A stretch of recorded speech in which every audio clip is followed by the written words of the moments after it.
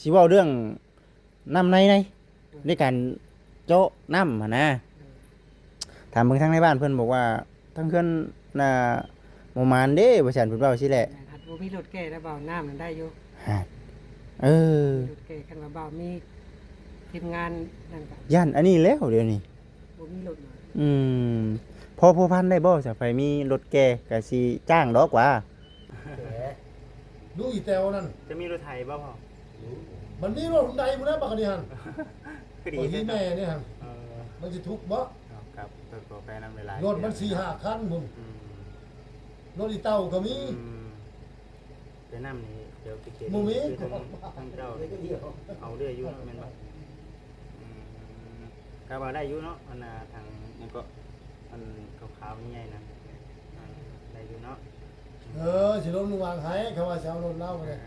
มีแต่ว่าเป็นจังไดก็ให้ทั้งง่ายโทรมาเด้อโทรมาเดี๋ยวจังไดก็รอรุ่นรอชมเบิ่งพี่น้องเนาะคันว่ามะเร็งทั้งง่ายแล้วโทรมา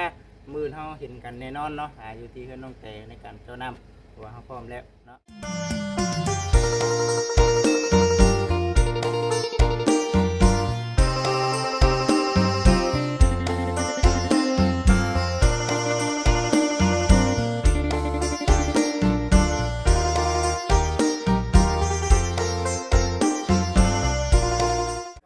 พี่น้องเอ้ยค่อยคำยามแรงเนาะมาน้ำหลังเมื่อก่อนมาน้ำหลังเมื่อก่อนดีเมื่อก่อนสร้างกันแล้วพี่น้องเอ้ยเนาะทั้งสร้างเพิ่นเนาะเพิ่นตอกกันอันนี้พี่น้องเนาะเพิ่นตอกกันหลังคาเฮือนครัวแต่ทั้งหมดจิตก็เลยว่าสิได้เมื่อก่อนนั่นแหละเมื่อก่อนสร้างเพิ่นทั้งสร้างนี่เราทั้งบ่เอ็นมาบ่ถ้าบ่เอ็นมาก่อนบ่หรือว่าแล้วก็เมื่อเลยถ้าบ่เอ็นมาก่อนเนาะถ้าสรุปงานก่อนเนาะไปซะเด้อเมื่อก่อนเด้อเอาอยู่ดีมีแฮงระมัดระวังโอเคสั่นเด้อพ่อแม่พี่น้องเด้อเอาดีใจนำไปสั่นพี่น้องเด้อเนาะอากาศทักทายสบายดี FC ทุกท่านทั้งฝั่งลาวฝั่งไทยทั้งต่างประเทศพ่อกับเบาจิตคือเก่าอีกเส้นเดิมเส้นเคยมื้อนี้วันนี้เนาะก็สิได้ไปถามเบิ่งน้ำได้เพราะว่ามื้อนี้ยังบ่ได้มีความคืบหน้าเนาะยังบ่มีความคืบหน้าของทางบ้านการเจาะน้ำของทางน้องเต๋เพิ่นว่าเฮาสิสามารถเอาน้ำอยู่ใช้แน่พี่น้องเอ้ยได้เนาะอันนี้ก็เติมตลอดพี่น้องเอ้ยเติมสบายดีเนาะมีแห้งอยู่ดีมีแห้งอยู่ดีมีแห้งพี่น้องเนาะดิสิไปถามเบิ่งทั้งไอ้หมานพี่น้องเนาะไปปรึกษาหารือกันเรื่องน้ำเรื่องในก่อนถามเบิ่งทั้งพ่อบ้านแล้วผมเมื่อกี้นี่พี่น้องเอ้ยเนาะทางในบ้านเพิ่นบอกทางบ่จิตว่าโอ้ยไปถามเบิ่งทั้งไอ้หมานเด้อว่าซั่นแล้วมีคนไปแก้ให้อยู่ดอกว่าซั่นอยู่แถวเขตนี้น่ะแม่นแล้วนั่นแหละว่าซั่นนะพี่น้องเอ้ยขอให้เป็นตามเพิ่นว่าราคาเท่าไหร่เขาก็จังว่ากันอีกเทื่อพี่น้องเนาะมานี่ขี่รถเบาแสนเพิ่นมานี่พี่น้องเนาะไปไปเรื่อยๆพี่น้องเปลี่ยนกันออกเฮือนเปลี่ยนกันออกจากเฮือนออกจากชานอันนี้จะเป็นเฮือนเอ้ยนางเฮือนเก่าน้องแต่ครับอาจจะหิวได้บ่สิทธิ์ทางซ้ายมาโอเคฮักได้อยู่วิดเลยไกลดิของเด้ออยู่ว่าวิดพอตัวดุนขูดบ่อยนะตีหน้ามันถูเลยแม่นบ่อย่ามาตีหน้ามันไทย นี่เด้พี่น้องเนาะเฮือนในบ้านถามเพิ่นเมื่อกี้นี่ก็ได้ ในมือในบ้าน แม่นแล้ว เราถือเลขกันช่วงนึงจะตื้อวะ 50 ล้าน สุดท้ายก็ บ่ได้ตื้อ ยังให้เราได้หลาย เราถือเลขอย่างไรถือซีโดวะ อีกแล้วนี่ แม่น เราถือคือจังหวัดไรเป็นเล่าไอ้บ่ได้ แม่นบ่ค่อยว่า50 ล้านเด้ เราถือเลขซีโดไหน แม่นบ่ จ้าเอาฟังความมาเซ็นจ้ะ คือได้ยินข่าวเราถือเลขไม่ประมาณหลายตัวแต่ไร200 ล้านจักได้คุณนายถือเลขซีโด มันจะคืนคนมาใหม่นี่เนาะกำลังสร้างโอ้สีแบบอยู่นี่ไอ้หมานแล้วป่ะนี่เฮ้ยไอ้หมัน ประมาณนี้บ่ มาขอลงเดียวก็ได้เนาะไม่ยากหรอกนี่หรอก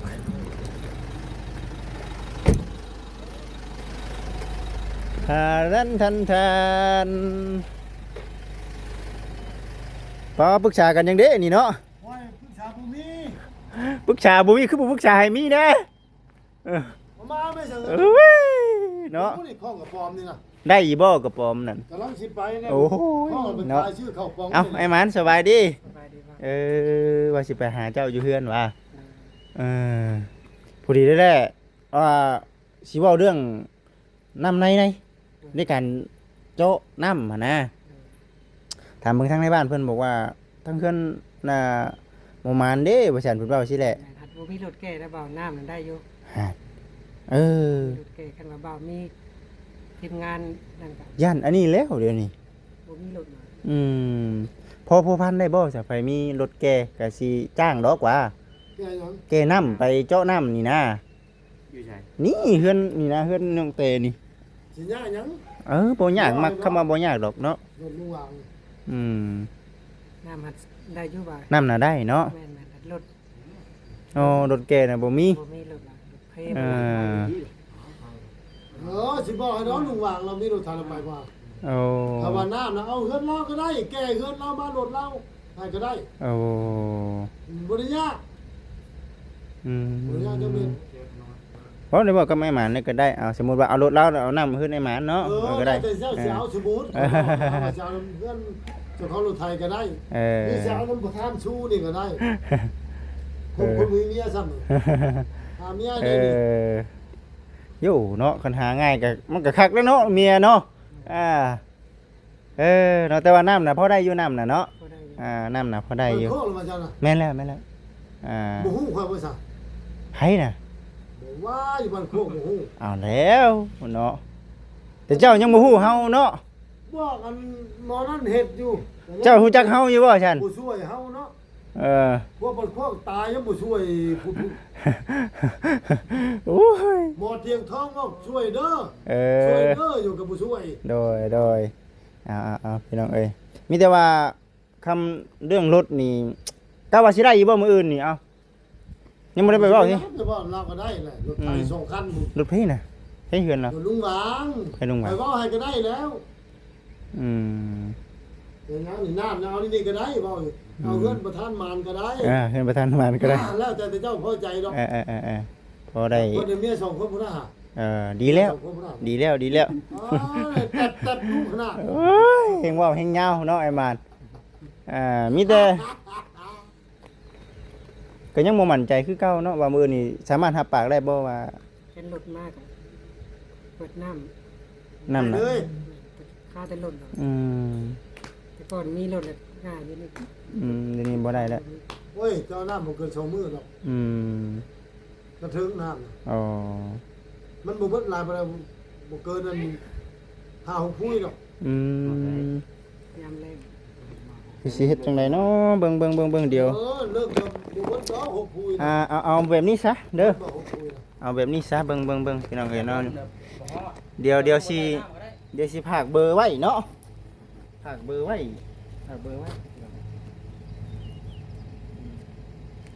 เดี๋ยวเอามิกก่อนแป๊บหนึงเด้อ บักโหงโอ้ยตะกี้มันคล้องที่5เห็นเฮาคล้องมันแรงมากบางทีแม่ ชวนมันไปมันบ่ไปสิไปส่งมันบ่ไปบ่แต่ว่าสิไปส่งให้ไปสิไปร่วมบุญฮะป้าต้องกินมาเท่าไหร่แล้วโฮมเว้ยใครช่วยมึงได้โฮมใครช่วยมึงได้รถฮะรถจะมาช่วยมึงช่วยเรือมึงน่ะช่วยเรือมึงแก้มึงไปนี่นะ เนาะมีแต่สิเขียนเบอร์ไว้ให้คันว่าตกลงว่ามื้ออื่นโอเคพร้อมก็โทรมาเลย เดี๋ยวเอาน้ำมาโฮมนี่ได้เอาเล่นน้ำไปจอดอะไรไปจอดไม่ได้หรอก ว่าจะว่าอยากได้รถไถกับวนาน้ำว่า ตัวชาเท่าไหร่แก่พร้อมน้ำตัวลงซะตัวแก่ไปส่งเขาตัวชาเท่าไหร่ก็ว่าของเขา ตู้เชี่ย นี่เด้เฮือนเขาอีลูกจ้อยนี่นะบ่จักว่าอีแตวนะอีแตนะลูกอีแตวนั่น จะมีรถไถบ่พ่อ มันมีรถใดบ่ได้บักอันนี้หั่น คือดี โอ้ยแม่นี่หั่น เออ มันสิทุกข์บ่ ครับตัวไปนำหลายๆ รถมัน4-5คันพุ่น อืม รถอีเต้าก็มี จะนำนี่เดี๋ยวไปเก็บ หมู่มี ทางเจ้าเอาเรื่อยอยู่แม่นบ่ก็ว่าได้อยู่เนาะอันน่ะทางมันก็มันขาวๆใหญ่ๆนะได้อยู่เนาะ สิลงวางให้เขาว่าสิเอารถเล่าไปเลย มีแต่ว่าบางเขียนเบอร์บ่จิตไว้พี่น้องเอ้ยเนาะเดี๋ยวก็คันว่าได้คุยกันเพิ่นว่าโอเคก็โทรมาส่งแรงก็ได้เด้อโทรมาส่งแรงก็ได้เพราะว่าเฮาก็สิได้โทรบอกคณะเจ้าของรถทางพี่น้องเอ้ยเนาะ เอาเขาจ้างตัว อุ้ยบ่มี ปุ้ยน่ะตัวนั้นปุ้ยน่ะมีอยู่ เรีย เพิ่ ก นน้อ ผู้ ง อยู่ แส มี มี แล้วตัวมีรถผู้เขา แม่น ตัวเป็นน้ำเป็นรถตัวสิว่าอะไรชาวพันกี้บ่10,000ตัวก็ว่าไป โอ้ พันตัวชาวเท่าไหร่ชาวอยู่ลาว อยู่ลาวมันบ่คุ้มค่ามัน โอ้ มันติดมันจะได้หาย โอ้ยลิตร10ปลายพันลิตร โอ้ฟาตินอยู่นี่น้ำมันลิตรนึงก็40-50,000แล้ว บ่ มัน ดี จะลดตัวสิแล้วว้าว เอาซะฉันรถนี่ซะ มีแต่เรื่องน้ำเรื่องในก็คือว่าแน่แหละคันว่าได้น้ำก็สิขอเป็นน้ำทั้งไอ้มานซะเพราะว่าเราก็คือว่าแน่แหละพี่น้องเคยทำหน้าที่เป็นสะพานบุญให้กับทางผู้รักผู้ใหญ่เพิ่นอยู่ทางไอ้มานเป็นจังได๋อยู่ดีแฮงอยู่บ่อืม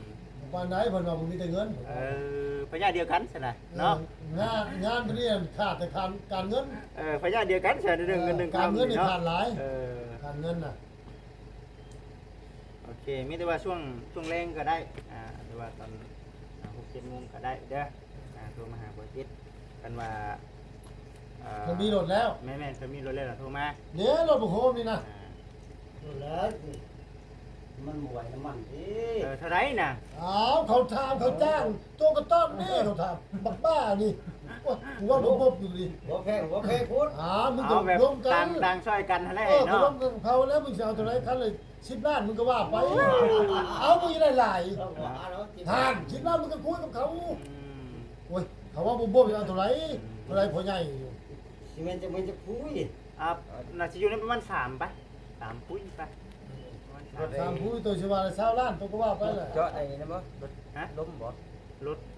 ถเจาะนี่แหละแต่รถเจาะ เจาะ เอา มั ไม่ นล้มบ่หรือว่า เจาะจากล้มบ่ได้ มั เจาะ นมีหรอกมันมีล้มหรอกคันว่าใส่ โอ้ยการลมมันก็ต้องใช้มันก็ปั้นแห้ง เอ เลย อ บ่ปันแห้งก็ต้องใช้น้ำ หมอรถไทยธรรมดา อ๋อรถไถธรรมดา โอ้ยรถไทยน้อย ไถน้อย เพราะว่าต้องใส่น้ำตัวนี้ ต้องใส่น้ำการรถปั้นแห้งมันมี ว่าได้ไหมตัวว่ากับเรา ลองว่าดูสมมติว่า ตัวจะทำอะไรตัวชาวตัวไหนอันดับโซชมพูนี่มึงจะว่าเป็นอะไรมึงก็เป็นบ่สักว่าจะเอาซาหลดฮะทำมีได้ลายอะไรก็ได้รวยให้จะรวยแม่สูรวยสูกับบริ ไป ไป แล้ นั่ วน เขามันว่าได้ทำผมเป็นคนแก่ เออ เขาเป็นคนแก่กูเหลือผมเป็นแก่คนแก่กับลูกสาว เด้บักเริ่มแล้วมันเฉลิมพ้นมัน เอา ทำมัน สั้นกะแต่ว่าทั้งไอ้มานี่กะคือว่าเนี่ย คือว่าแล้ว จะ บ่ เก้า บ่ จะเก้าไอ้มาจะเก้า หาที่ต่อเอา ทั้งไงนี่เขาเจ้าให้เท่าไหร่ บ่ได้เอาราคาเลยบางคนแต่หึงแล้วมันจะโดนแล้วข้าวน้ำมันยังบ่แพง ข้าวน้ำมันยังบูแพง